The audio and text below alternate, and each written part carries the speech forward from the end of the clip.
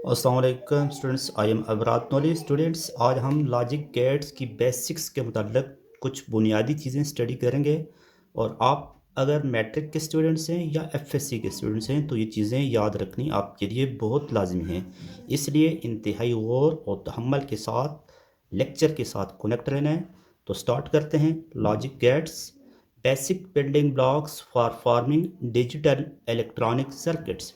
Logic gates दर हकीकत कोई भी इलेक्ट्रॉनिक सर्किट बनाने का बेसिक बिल्डिंग ब्लॉक्स होते हैं, या इसको ऐसे भी डिफाइन किया जा सकता है, specially designed circuits to perform mathematical operation.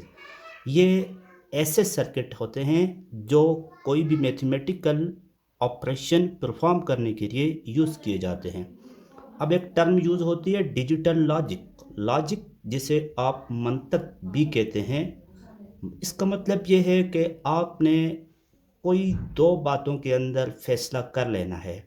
अब देखें, एक बल्ब है, उसकी दो कंडीशन हो सकती हैं, या ब्राइट है या डार्क है, सर्किट क्लोज है या ओपन है, वोल्टेज हाई है या लो है, स्विच ऑन हो सकता है या ऑफ हो सकता है।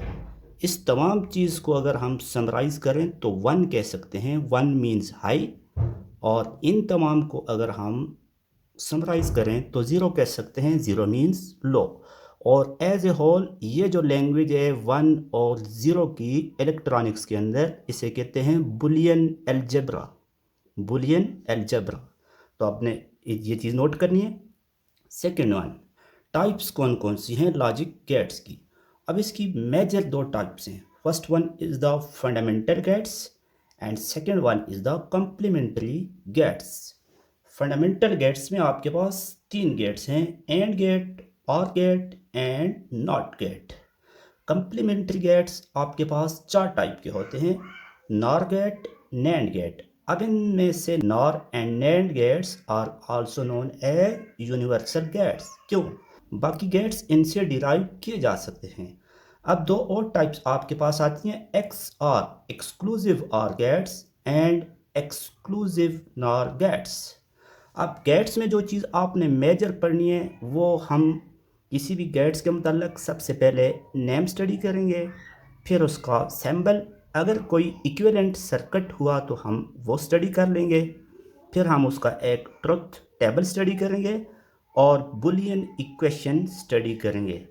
अब स्टूडेंट्स, कोई भी गेट है आपके पास, सपोज कर लें उसके इनपुट्स वन हो सकते हैं, टू हो सकते हैं इनपुट्स, या थ्री इनपुट्स हो सकते हैं किसी भी गेट के।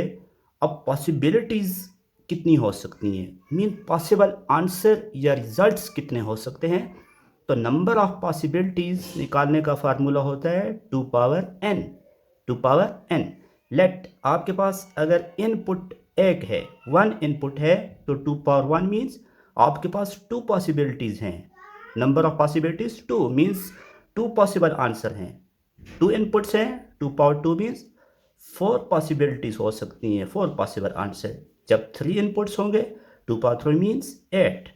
तो नंबर ऑफ पॉसिबल आंसर या पॉसिबिलिटीज़ आपके पास एट हो सकती हैं। यहाँ पे हम जो स्टडी करेंगे एफएससी या मैट्रिक लेवल पे, तो आपके पास ज़्यादातर नंबर ऑफ इनपुट्स टू हैं और पॉसिबल आंसर्स आपके पास फोर होंगे। आज के लेक्चर में सिर्फ आपको लॉजिक गेट्स की बेसिक्स मैंने आपको समझाई हैं। अब इनको ऑपरेशन कैसे परफॉर्म किए जाते हैं, तो stay connected with the lecture.